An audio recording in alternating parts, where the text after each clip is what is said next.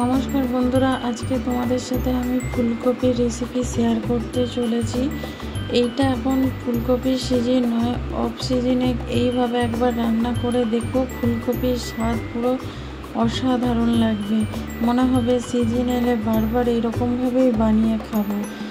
কীভাবে বানিয়েছি তাহলে ভিডিওটা প্রথম থেকে লাস্ট পর্যন্ত দেখার অনুরোধ রইল। আমি সুস্মিতা রান্নাবান্নায় স্বাগত জানাচ্ছি।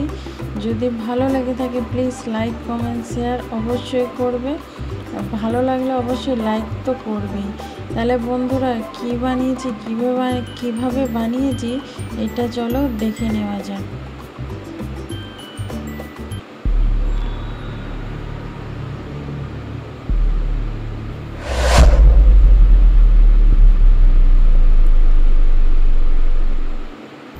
এখানে দেখো গ্যাসে কড়া বসিয়ে দিয়েছি, তাতে অল্প করে আমি তেল দিয়েছি।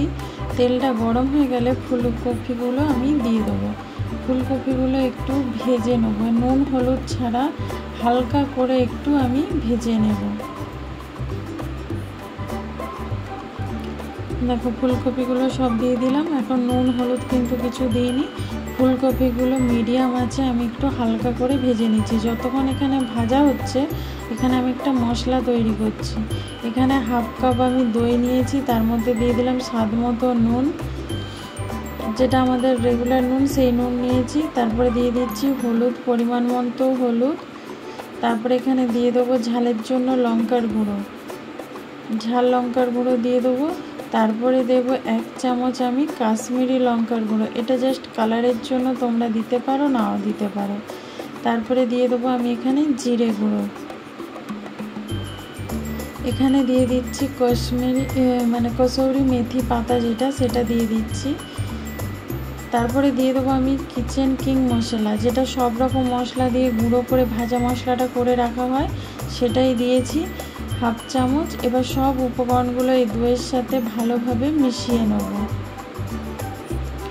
দেখো একটু ভালোভাবে ফেটিয়ে নিতে হবে যাতে দইয়ের সাথে সব উপকরণগুলো ভালোভাবে মিশে যায়, নাহলে রান্না করার সময় দইটা ছানা কেটে গেলে মশলাগুলো ভালো লাগবে না খেতে।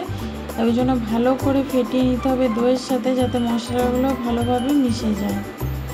এবার এখানে ফুলকপিটা আমার দেখো ভাজা হয়ে গেছে। আমি বললাম হালকা করে ভেজে নেব যাতে ফুলকপির একটা গন্ধটা চলে যায়। এবার আমি নামিয়ে নেব। এখানে আমি মশলাটা বানিয়ে রেখে দিয়েছিলাম, এবার ফুলকপিগুলো নামিয়ে এই দইয়ের মধ্যে ডাইরেক্ট দিয়ে দেবো। দেখো ডাইরেক্ট দিয়ে দিচ্ছি। গরম গরম অবস্থাতেই কিন্তু ফুলকপিটা মশলাটার সাথে ভালো করে মাখিয়ে নিতে হবে, তাহলে খুব ভালোভাবে কোট হবে। ঠান্ডা হয়ে গেলে অতটা ভালোভাবে মিশতে যায়, যেহেতু গরম আছে ফুলকপিটার সাথে খুব ভালোভাবে মশলাটা মিশে যাবে। দেখো তোমরা এরকম চামচের সাহায্যে ভালো করে একটু মিশিয়ে নেবে। আমি ফুলকপিগুলো একটু বড় বড় সাইজের রেখেছি, তোমরা চাইলে একটু ছোট করে নিতে পারো, কেন এখন তো ফুলকপির অফ সিজন, সেই জন্য তাহলে তাড়াতাড়ি সেদ্ধ হয়ে যাবে। দেখো আমি একদম আলতো হাতে ভালো করে একদম ফুলকপিগুলো ওপর থেকে নিচে সব দিকের ফুলকপিগুলো নিয়ে ভালো করে মিশিয়ে নিচ্ছি। দেখতেই পাচ্ছ, দেখো সব মশলাগুলো একদম মিশিয়ে নিতে হবে। এইভাবে মিশিয়ে আমি 5 মিনিট রেখে দেবো।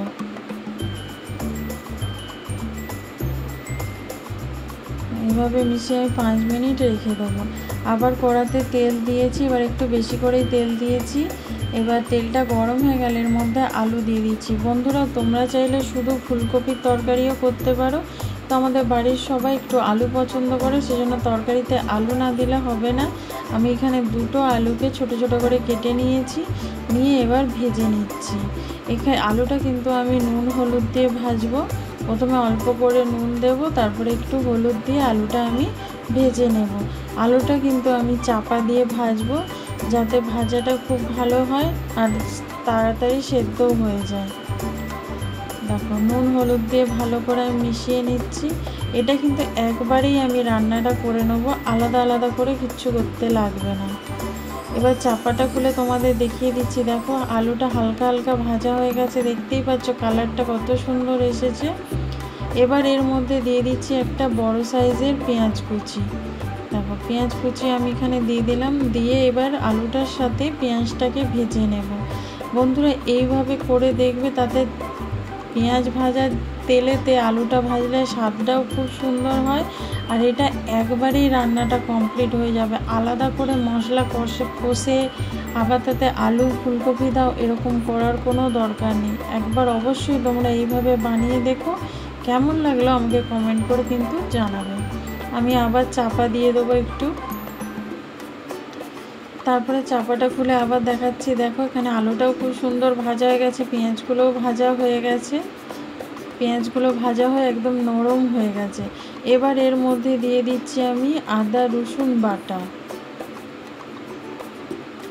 আদা রসুন বাটা দিয়ে দেবো। আর একটা ছোট্ট সাইজের টমেটো আমি এখানে দিয়ে দিচ্ছি, যেহেতু দই দিয়েছি সেজন্য বেশি টমেটো দেব না।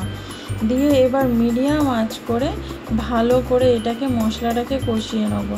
এখন কিন্তু আর চাপা দেব না, কারণ এখন চাপা দিয়ে দিলে টমেটোগুলো গলে গিয়ে জল ছেড়ে দেবে, তাহলে আদা রসুনটা ভালো করে ভাজা হবে না, আদা রসুনের একটা গন্ধ রয়ে যাবে। আর এটা মিডিয়াম আঁচে কিন্তু ভালোভাবে ভেজে নিতে হবে, যাতে আদা রসুনের কাঁচা গন্ধটা চলে যায় আর মশলাটা খুব সুন্দরভাবে আলুর সাথে কষানো হয়ে যায়।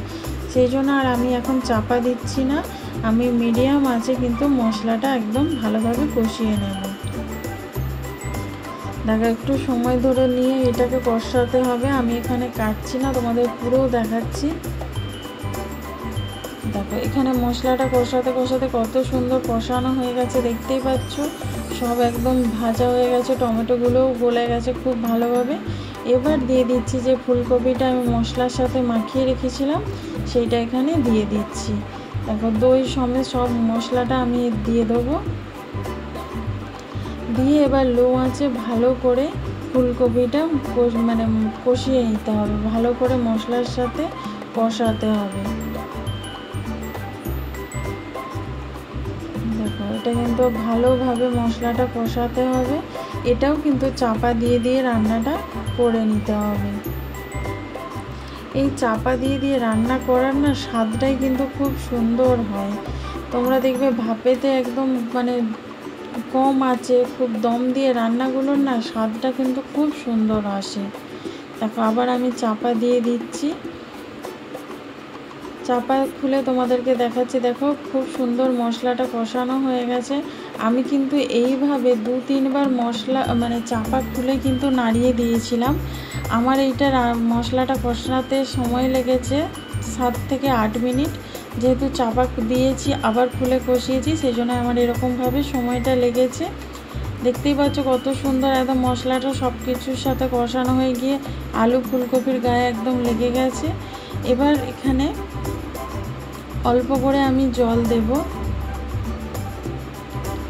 দেখো এখানে আমি অল্প করে জল দিয়ে দিচ্ছি, যেহেতু আলু আর ফুলকপিটা আর একটু সেদ্ধ হবে, আর একটু মাখো মাখো টাইপের হচ্ছে ঝোলটা থাকবে, সেই জন্য আমি এখানে অল্প করে জল দিচ্ছি। তোমরা যেরকম ঝোল রাখতে চাও সেরকম জল দেবে, তবে এটা তো সিজনের ফুলকপি নয়, বেশি ঝোল করলে কিন্তু ভালো লাগবে না, একটু গা মাখা ঝোলটা রাখবে মাখো মাখো, তাহলে দেখবে খেতে ভালো লাগছে। দেখো এবার আমি মিডিয়াম আঁচে চাপা দিয়ে 5 মিনিট আমি রান্নাটা করে নেবো। দেখো আলুটা আমার এখন একটু শক্ত আছে, দেখতেই পাচ্ছ। আমি 5 মিনিট চাপা দিয়ে রান্নাটা করে নিলেই কিন্তু আমার একদম কমপ্লিট হয়ে যাবে। 5 মিনিট পর আমি ঢাকনাটা খুলে দিয়েছি। এবার আমি একটু গরম মশলা উপর থেকে দিয়ে দিচ্ছি। গরম মশলা দিয়ে ভালো করে গরম মশলাটা মিশিয়ে নামিয়ে নিলেই কিন্তু আমাদের একদম তরকারি রেডি হয়ে গেছে। এটা গরম ভাতের সাথে, রুটির সাথে, পরোটা, ফ্রাইড রাইস যে কোনো জিনিসের সাথে কিন্তু খেতেই পারো। এই যে সিজনের ফুলকপি নয় বলে যে ভালো লাগবে না তা না, এরকমভাবে তোমরা একবার বানিয়ে দেখো, খুব সুন্দর লাগবে ফুলকপি খেতে। আর বন্ধুরা এইভাবে বানালে দেখবে যে কেউ পছন্দ করছে, আর বেশি খাটনিও তোমাদের করতে হবে না। এই ভিডিওটা যদি ভালো লেগে থাকে লাইক কমেন্ট শেয়ার করো। নতুন বন্ধু যারা দেখছো চ্যানেলটা সাবস্ক্রাইব করে বেল আইকনটা ক্লিক করে দিও। যারা ফেসবুক থেকে দেখছো পেজটা ফলো করে দিও। ভালো থেকো, সুস্থ থেকো, আবার তোমাদের সাথে দেখা হবে নতুন কোনো ভিডিওতে। Thank you.